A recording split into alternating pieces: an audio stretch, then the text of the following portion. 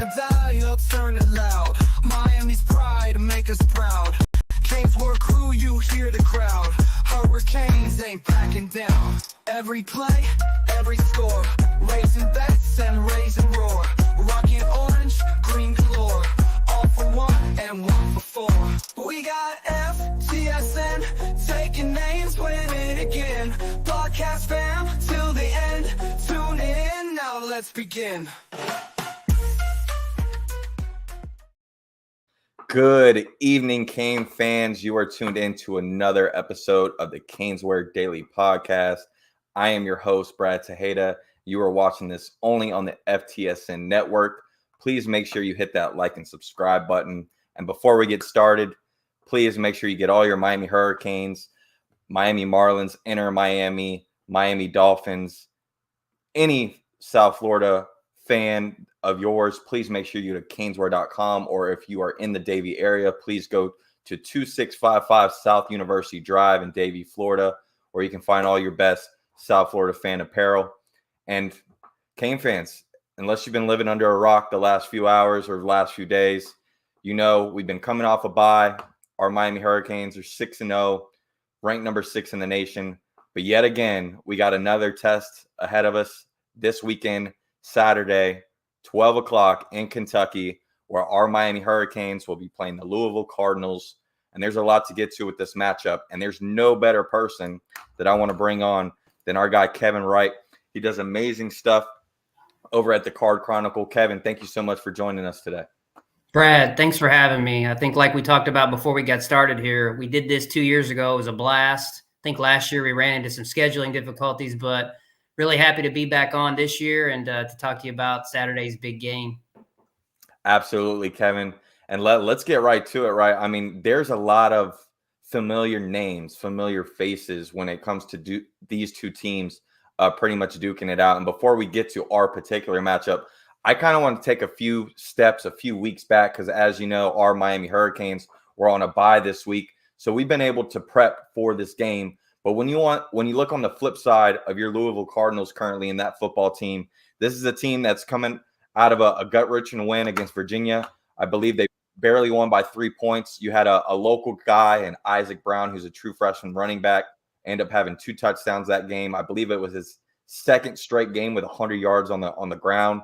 I mean, tell me about the outlook of this football team going into this matchup after having a tough win against a in-conference game in Virginia, and having not only Miami this weekend, but still having teams like Clemson and Pittsburgh on the docket for ACC in play. How important is this ACC game for Louisville and the future of this program this upcoming season? Well, for this particular season, that's a great question. For this particular season, this game in particular, I think you could almost look at it as sort of a make or break in terms of the long-term outlook. So with Miami coming to town, ranked 6th in the country, undefeated, obviously they've got their sights set on an ACC championship spot. Louisville has a golden opportunity here to sort of reverse its fortune. At the beginning of the year, expectations were pretty high, especially since Louisville went to the ACC championship last season under Jeff Brom in his first season. This year, though, with the Notre Dame loss and the SMU loss, back-to-back losses, one of them being at home, it really it cooled things down a little bit for Louisville fans, and it kind of made people sort of take a deeper look into the roster and the performance and a lot of other things. So with a road win at Virginia in a game, quite frankly, that for a lot of that game, it kind of looked like Louisville might not be able to get over. They were able to do so, obviously. And, you know, any road win in conference play is a good win. I don't care who you're playing. So the fact that they did get over and are coming back home now and playing Miami with a win in their pocket, that's going to be a little bit of positive momentum for them. But make no bones about it. This Miami game and this particular Miami team presents a great challenge for Louisville, but it's a great challenge in terms of opportunity. And, you know, we'll have to see on Saturday. Obviously, we'll know pretty early on how things may go, but I fully expect both teams to be sky high. It's going to be sold out in Cardinal Stadium. So there'll be 50,000 plus Louisville fans with, of course, a pretty good Miami following. They always come up and follow their team really well. So I'm looking for a great atmosphere in terms of the environment. Overall, though, if Louisville finds a way to win this game, like I said, it could propel them forward. Now, if you're being a realist, you have to also, like you mentioned, look at the rest of their schedule, and it's not easy. Anytime you have to go to Clemson, let's face it, Louisville's never beaten Clemson, at least not since they joined the ACC in football.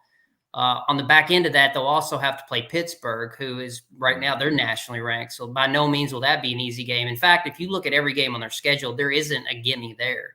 Yeah. So they'll have to show up for every game. But it all starts on Saturday, and that's with Miami. Yeah, it's interesting you say that, right? Because kind of the meaning of going into this game for Louisville, to your point, and like I mentioned before, with the schedule set up for them and the ACC, it's a little bit of a tougher challenge and road compared to what Miami's looking at. But it almost feels like, again, this is another matchup that Miami's going against where it's almost a make or break type of Super Bowl atmosphere, camaraderie, so to speak, of what the other team is trying to build, right? You talk about Louisville and how this is going to be a sellout crowd.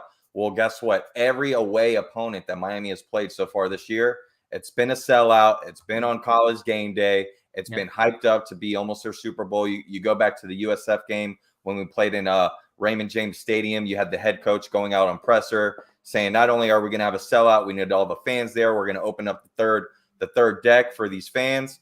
Right. Between that and then the Virginia Tech game, obviously cousin versus cousin and Cam Ward and Kyron Drones. We saw how crazy that game ended, being the first in-conference game. And then, of course, with Cal, first time ever going to College game day. Why are you doing that out of all places? It's, of course, you had Miami there. And now, again, you have a team in Louisville who's not only playing for, potentially being in that ACC race, but you also got to remember this. It is homecoming weekend for your Louisville Cardinals. You also got the great Teddy Bridgewater, local guy, Miami Northwestern guy, who's the head coach there right now that will be getting his jersey retired at halftime. And then let's not forget, we're playing for a trophy, right? We're playing for the Schellenberger boots, Louisville versus Miami. So there's a lot at stake here. And to your point, this is going to be another big time game for Miami to kind of reset the trend and the bad mistakes that have happened in past history, because this is a team that isn't known or very well coming off of buys. We've only won one bye in the last 8 years.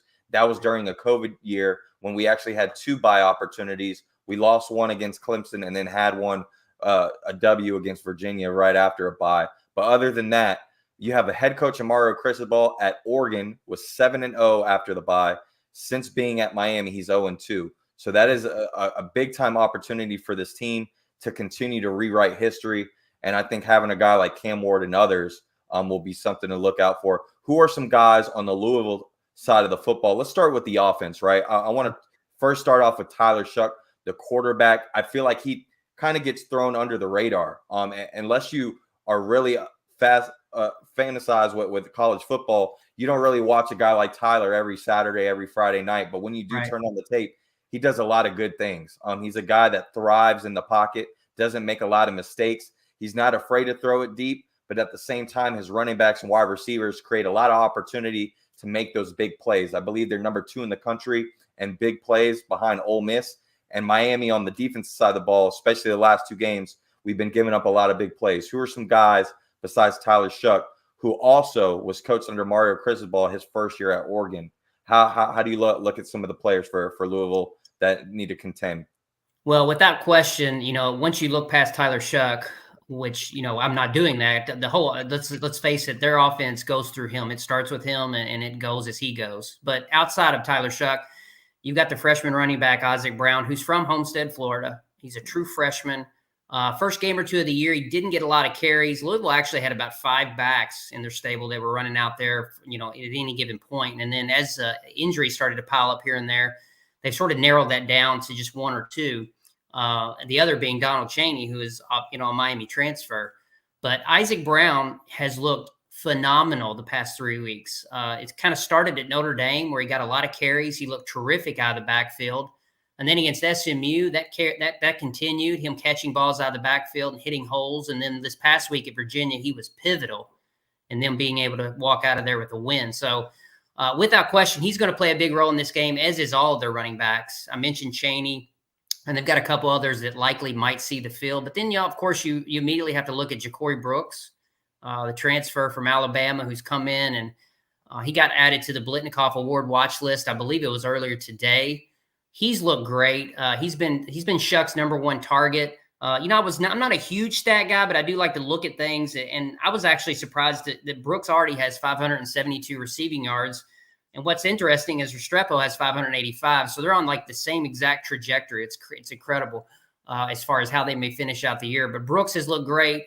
Colin Lacey, another guy that they got out of the transfer portal, who they had really high hopes for, started off the season on the injured list. He had, I think, a broken collarbone. He's back in the lineup. He looks healthy. He's looked pretty good the last 2 weeks. I think Louisville fans actually are really waiting for him to have a breakout game, and it could come Saturday. We'll see. But yeah, those are the big names that really stick out offensively. And, it's not all good. You sometimes have to acknowledge, I wouldn't say the bad, but maybe the concerning. And for Louisville right now, I think that's their offensive line. They've looked a little iffy for the past 2 to 3 weeks in terms of protecting Shuck in the pocket. A lot of their plays take a little bit of time to develop. Like you mentioned, I think they're #2 in the country on big plays. So when he gets time in the pocket and plays are able to develop, he makes the throws. The problem has been being able to get him that kind of time. And so we'll see what happens on Saturday in terms of pocket pressure and them getting to him. But that would probably be a focus of mine if I were Miami, at least, is to probably dial up pressure when it's appropriate to try to move him around in that pocket, not let him stand back there and try to pick you apart. Yeah, having guys like, Reuben Bain, Tyler Barron, and Elijah Alston, who's clear to play as well, is a great thing to have on the defense side. Before we flip to the defense of Miami and the offense of Louisville as well, one thing I will say is some of the things that are very glaring, some of the things that really what Louisville relies on in the offense to get themselves going, those are really the downsides of Miami's defense so far this first half of the season. You talk about Isaac Brown, what he's able to do in space when it's a one-on-one tackler, right? Being able to have the fundamentals to just break a guy down and be able to wrap up and tackle. That's something that Miami has had trouble with, especially the last few games. And then you talk about the big playability, whether it's throwing it deep, or another thing that Louisville does very great is the quick passes, the screens, getting their speedsters out in space with the ball very early. That, again, is going to create separation where you're going to have that one-on-one defender. You got to be able to lock in, hone down, and create those tackles. And that's something that is a concern for Miami. But a concern for Louisville that I want to ask you about is we mentioned the offensive line. I believe, if I'm not mistaken, the starting left tackle for Louisville will be out this game. Is that correct? He is out. I'm not sure for how long, so he will not be playing, in my understanding, on Saturday. They've also had issues at right tackle in terms of not injuries, but just plugging in the right people. So that's been a big concern as well. I think that the offensive line at the beginning of the year sort of looked at sort of a positive because you had guys coming back with lots of experience, but sometimes it's a chemistry thing, and then sometimes I know it's probably wrapped up in play calls and that sort of thing too. But yeah, the injury bug has hit them at left tackle or left guard. And then, like I mentioned, they've got other spots too that right now have question marks. So that'll be something to keep a close eye on. I don't want to get too far away. I talked about Louisville's offense. I do want to give kudos, obviously, to Miami and Cam Ward. He's been a great player to watch throughout his career, but especially this year. And he's obviously one of the biggest reasons that you guys are 6-0. 20 touchdowns, 5 interceptions. I think his name is in the running for every postseason award imaginable, and for good reason, right? I mean, he's looked really, really good. And we haven't flipped over to Louisville's defense yet, but maybe I'll kick that off for us right here and talk about one of the biggest concerns all season for Louisville has been able to contain quarterbacks in the pocket when their pass protection is good. Running quarterbacks, for whatever reason, have really given Louisville a problem all season. In fact, they've kind of given them a problem for seasons on end, but especially this year. It started really against Georgia Tech, and they just kind of carried over to Riley Leonard at Notre Dame, and then SMU, same issue. And even Virginia with Calandria found his way to actually rack up yards coming out of the pocket. So I know Cam Ward hasn't run a whole lot this year. I think he has just over 160 yards, but part of the reason for that probably is that he's been able to pass the ball so effectively.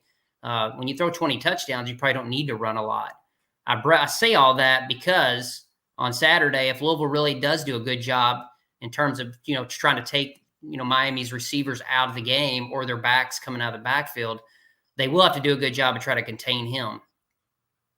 Yeah, I think one of the hardest things that I think defenses are starting to realize when you game plan against a Miami offense and a guy like Cam Ward is you can watch all the tape you want. And the hardest part about Cam Ward is you never know what he's going to do next, especially in That's right. crunch moments, right? It seems like he's got that Kobe Bryant, Michael Jordan effect where it seems like when everything is against them or when you feel like there's nothing left, that's when he starts to bring out all the tricks, right? That's where he starts to dig down deep, put the backpack on, and carry us when needed the most. And it's not just him, right? You got the offensive line, the wide receivers, not only X, but others. And then, of course, that defense, second half adjustments, specifically in the fourth quarter in games, have really helped us as well.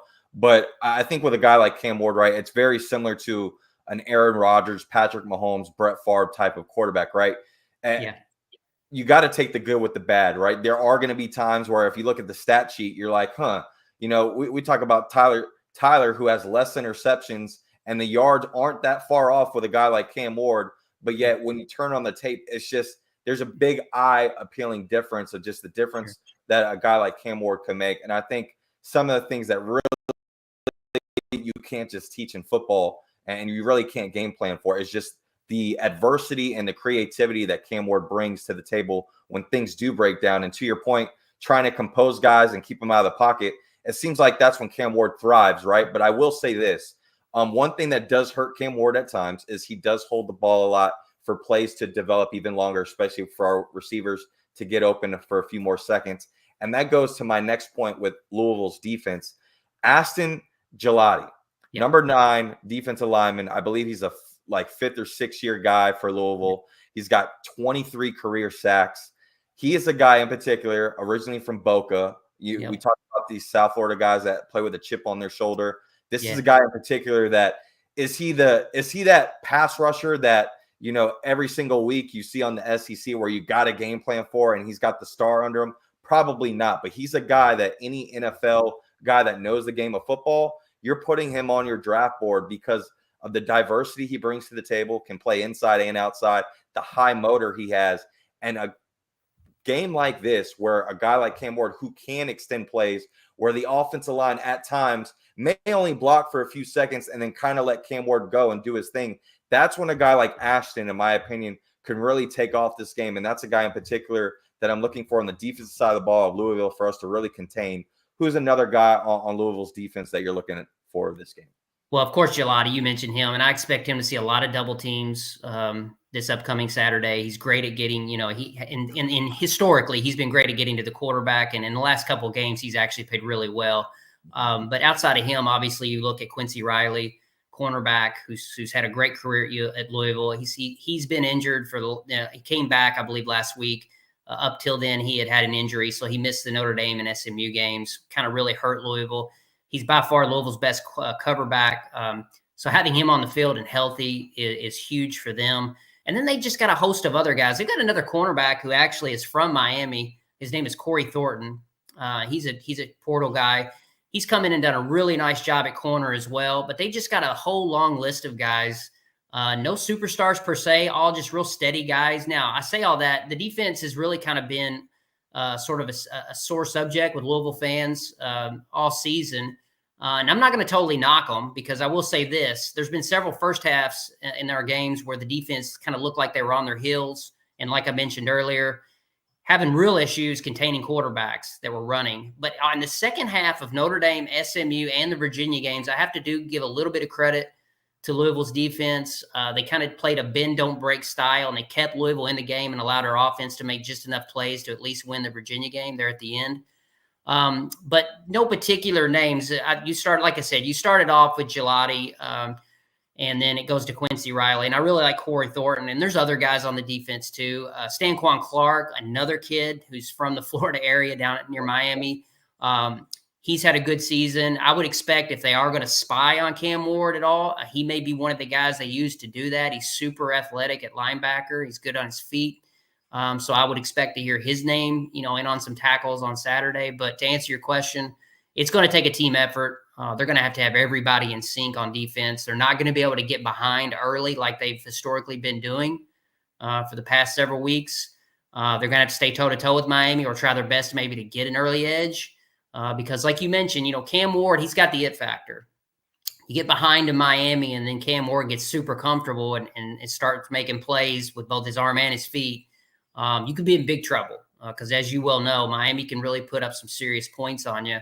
And Louisville's got to avoid that. They just simply can no longer allow themselves to get, 2 touchdowns or more behind, even at home, because even though their offense does hit on big plays, there's just not enough. There's just not enough confidence, at least I don't think right now, to be able to overcome 14-plus point leads to teams that are ranked in the top 10 in the country. Yeah, I mean, I think both offenses definitely pose threats to the opposing defenses. We talk about the strengths and the weaknesses of both offenses. I think it plays in the favor of both matchups.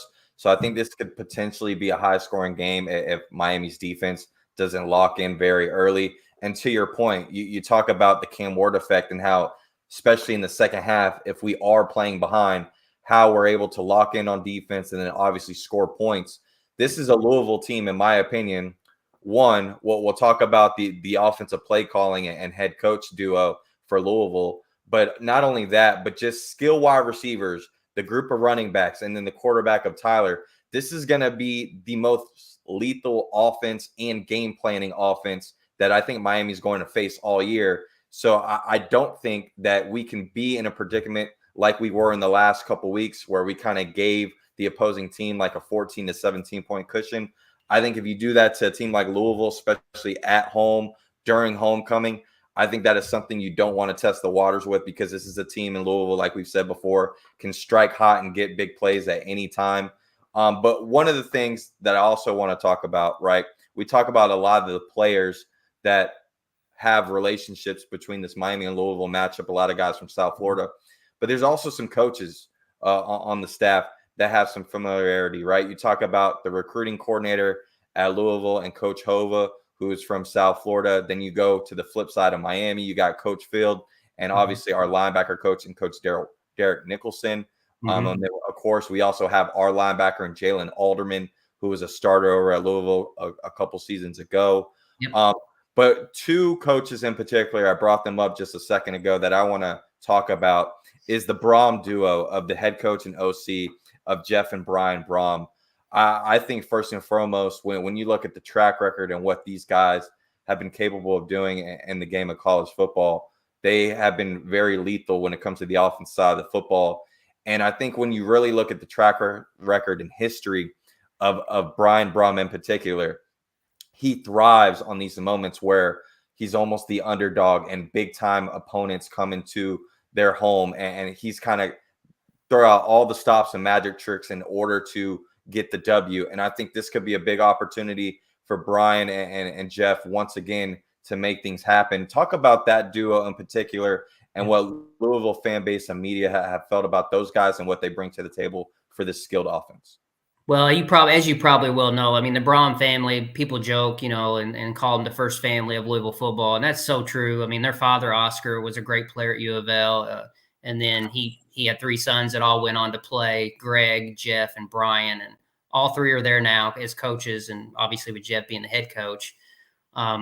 Louisville fans, I think by and large, are 100% in on Jeff Brom and everything that he's done. And how could you not be? He won 10 games in his first season. And even though they went flat the last 3 games of the year, the season as a whole was a big success. And so I think coming into this year, quite frankly, one of the things he and his staff had to face was elevated expectations that were maybe even a little too high to begin with.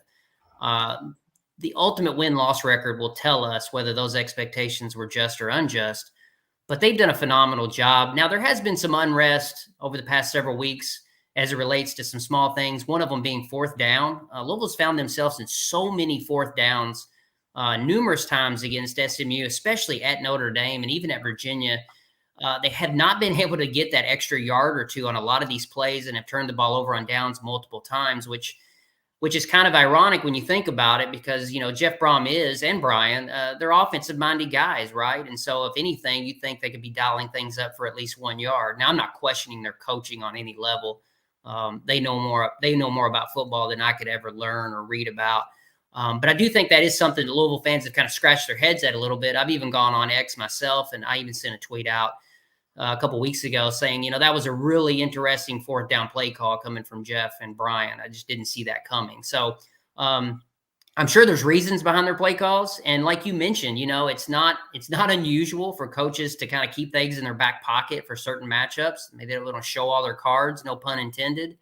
But the thing I really, really I've talked to my friends about here recently, and even a few other Louisville fans when it comes to the Brahms, especially Jeff, if you look at his history as a head coach, one thing he is infamous for is he always seems to win one or maybe two games every season where they're an underdog, sometimes big underdog, or maybe it's just underdog on paper, but he's always managed to get his team sky high for those certain matchups. And this could be that particular matchup, because if you look at Louisville's schedule, boy, this is one of the 2 or 3 marquee games, and we knew that coming into this season. And that's why I said earlier, when Miami does come to town Saturday, I do expect the environment and for the entire atmosphere to be really sky high. I look for Louisville to play really well. I also expect Miami to play pretty well.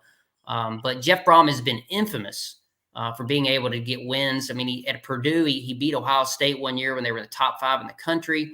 He had some other humongous wins with some average Purdue teams over Big Ten schools that really caught people's attention. And that he just sort of carried that with him to Louisville. And then that win for last year for Louisville was obviously at home when they played Notre Dame, and they beat them fairly easily when Notre Dame was ranked nationally. So yeah, who knows? This season, I do think they'll win one game that maybe they look like a clear underdog on paper. They're a clear underdog this weekend by the point spread and by rankings, and probably will be at Clemson. So we'll see what happens. But yeah, great question about the Brahms. Couldn't be more happy though with what they've done with the program. I will say this. I mean, they are underdogs, but it's not by much, right? I believe it's only a 4-point favorite currently right now in any betting apps right now. And I mean, for a ranked 6 Miami going into home against Louisville, I mean, that goes to show you not only the track record that the Brahms and Louisville have against Miami, but the respect that the committee and the media have as well for this matchup. And going back to my point earlier about the history of coming off of a bye as a Miami Hurricane, doesn't hold in our favor. But like I said before, this has been, it feels like the magical season where we're starting to rewrite a lot of bad history in the past. And this could be the year where we kind of change the trajectory of Miami Hurricanes football for the future. Before I get to your score prediction, we talk about how, consistent and relied a guy like Tyler is at quarterback, right? You talk about the camaraderie and the group of running backs at stable that you have, to where being able to not only just rely on one guy, and then the elusive elite speed guys at wide receiver that can make big plays. But then when we talk about the O-line, how they're a little inconsistent, and then the defense as well, it kind of brings me back to the feel of first game of the year, Miami versus Florida, right? Miami versus Florida, there was no games played. There was a lot of unanswered questions for both programs. But one thing that we did know was that we were going to line up against a shaky offensive line. We were going to be playing on the offensive side of the ball against a defense that there were a lot of questions. And then on top of that, we were going into a crazy atmosphere. And I think the Swamp at noon is a lot different than the Swamp at night. Ask UCF fans that experienced that a couple weeks ago and got that loss, right? You talk about the atmosphere, and of course it being homecoming sellout in Kentucky at 12 o'clock, but talk about the difference that maybe Miami actually missed an opportunity very similar to Florida, where if this could have been a night game, how much of a trajectory this could have really changed things. Yeah, when when the announcement came out that this was a noon game, I think it was a little deflating to Louisville fans in general. You look for a bare minimum, you look for that 3:30 kickoff or a night game. Interestingly enough, Louisville will not play a night game at home this year, at least not as of right now, which is almost unbelievable. But yeah, so I think that actually plays to Miami's favor. You give the fans all day to tailgate, and Louisville fans love to tailgate. And give them time to pregame and get hyped and get in the stadium even earlier than they normally would. I think that does play into the environment a little bit. I still expect Louisville fans to be loud and pretty rowdy. But yeah, I think that does factor in, and that's something people don't think about enough, is the time slot that you play in certainly plays a role. No question about that. And, one other thing I just don't want to forget, you keep mentioning the connection between the two programs, and man, is there ever. Louisville right now, they've got 18 guys from the state of Florida. And Louisville has historically, as you well know, they've recruited the state of Florida heavily. And some of the best players in the last 15 years, if not program history, have come from Florida, with Teddy and then, of course, Lamar Jackson. And there's a long list of others I could name. But And then on top of that, I think you've got 7, maybe 8 kids from Miami, including a transfer, like I mentioned earlier, in Donald Chaney. So there's a lot of familiarity with the two programs, even though they're almost 1,100 miles apart in terms of their campuses. They're actually very close in terms of how well they probably know each other on and off the field. And I think that also plays a big role, and I think of the level of intensity that you're going to see on Saturday. Couldn't agree more with you, Kevin. Before we get you out of here and we get your score prediction of the game, please let not only the Louisville fans that are familiar with you, let us Cane fans know where we can find your excellent work, not only for football, but of course basketball for the Louisville Cardinals. Well, I appreciate it. I'm pretty active on X. My handle there is at KLW0408. Love to interact with fans from especially ACC schools. For many years, I've written off and on for a website called Chronicle. That website is owned by a guy named Mike Rutherford. Mike's great. He's one of the top media guys that covers U of L sports and has been for quite some time. He's actually got his own radio show. I'll plug him real quick. He's on Big X Sports Radio, 1450, 3 to 6 Eastern time, Monday through Friday. So if for some reason you're a Miami fan and coming up and you want to listen to a good pregame show either tomorrow or Friday, I would highly suggest tuning in to Mike. He's the best at what he does. I've enjoyed writing. I've enjoyed just interacting with U of L fans, both in football and basketball. I'm a lifelong Louisville fan, but the thing I like most is talking to, guys like yourself about conference foes and matchups and just sports in general. And so really happy to have come on with you here tonight. It's been a lot of fun. Really appreciate it. Of course, Kevin, and you're invited anytime, especially when we get into basketball season. I think both programs have a lot of expectations the next couple of years for basketball as well. So we'll get you on with that. And of course, anytime you're more than welcome in. But before we get you out of here, give us your score prediction of the game Saturday. Who you got and by how much? Yeah, so I see a game that obviously it sounds so cliche that could go so many different ways. In fact, I don't know that I'd be surprised if either team kind of pulled away or it was, a nail biter from start to finish. So I'm kind of going into it semi-open-minded. With that being said, I think I mentioned this earlier. Jeff Brom, he just has a knack for getting his teams up for big games. He just does. And I really feel like this is going to be the game on their schedule where Louisville perhaps plays its best game of the year on both sides of the ball. I say all that. I think Miami will play well. I don't think by any means it'll come down to Miami not playing well enough to win. I just think Louisville finds a way to get over the top. I do look for Tyler Shuck to have a big game. I look for them to use Isaac Brown and to move the chains, to open up the passing game. And then I look for probably the ultimate decider to be turnovers, right? Anytime you've got a matchup of this magnitude, turnovers play a crucial role as they do in most games. But at the end of the day, Louisville's going to win this game 37-34 by a field goal. 37-34 for Kevin Wright of Chronicle. I like it. I got us 38-31. I think it also will be a very close game. I don't think this will be a blowout. I believe the over and under for this game is around 60-61. I think we're going to be right around there. And that spread of 4 right now, that's probably right where you want it. This is going to be a close game. I don't imagine it being a blowout. But Kevin, thank you so much once again for joining us on the CanesWear Daily Podcast. And you're more than welcome anytime, man. We appreciate you. Yeah, I appreciate it. Hey, and for all of Miami fans that are tuning in or listening to this on delay, if you're coming up to Louisville and have never been there before, it's a great city. I think we do a great job of hosting, fans from other schools that come into town. And we're excited to have you come to Louisville and looking for a great matchup on Saturday. And I'm excited to see the game. And thanks again for having me on, Brad. I really appreciate it. Of course, Kevin. And actually, now that you say that, you want to plug 1 or 2 restaurants that you feel like Miami fans need to make sure they check out in the area when they're traveling. I don't have any ties with any restaurants, but I will tell you that, if you're going to be traveling downtown, Jeff Ruby's Steakhouse is a regional favorite. You can never go wrong there. It's terrific food. So that'd probably be the one I would put on the list. It's right downtown. It's actually close to the Yum Center where we play basketball. It's just right around the corner. And so if you're looking for a great meal, hit up Jeff Ruby's. There you go, Jeff Ruby's, Kevin Wright, Chronicle. We appreciate you always for breaking down the Louisville Cardinals against the Miami Hurricanes. Big time matchup, 12 o'clock this Saturday in Kentucky, man. We appreciate it always, and you have a great night. We'll talk to you soon, okay? All right. Thanks, Brad. No problem. Well, there you have it, folks. We had our guy Kevin Wright of the Chronicle join us and break down the Louisville Cardinals versus our Miami Hurricanes. And like I said before, make sure you guys hit the like and subscribe button. This is the CanesWear Daily Podcast. I am your host, Brad Tejeda. And before we get you out of here, you guys got to make sure you go to CanesWear.com. They have all your needs. They have some of the newest gear out right now. You got your white Adidas 2024 locker room shirt.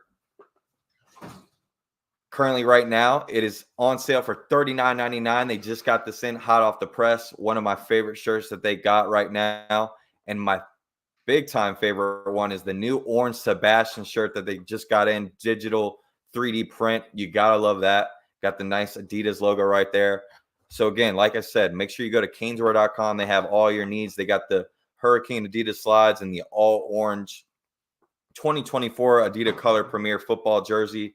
So please make sure you go to CanesWear.com for all your needs. And that does it for us tonight, folks. Like I said before, I'm your host, Brad Tejeda. We had our guy, Kevin Wright of the Chronicle, help us break down the matchup between Louisville Cardinals and our Miami Hurricanes at 12 o'clock this Saturday. If you didn't catch our live show that we do on a weekly every Tuesday with me, Brett, and Mondo, and Cliff, who was not here, unfortunately, this past week, make sure you go check that out. Tomorrow, we will be having Fan Friday as well. So make sure you check out Fan Friday on Friday. We will be having Fan Friday.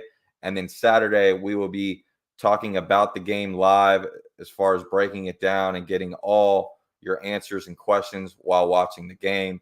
So please make sure you hit that like and subscribe button. I'm Brad Tejeda. This is the CanesWear Daily Podcast, only on FTSN. We're out. Go Canes.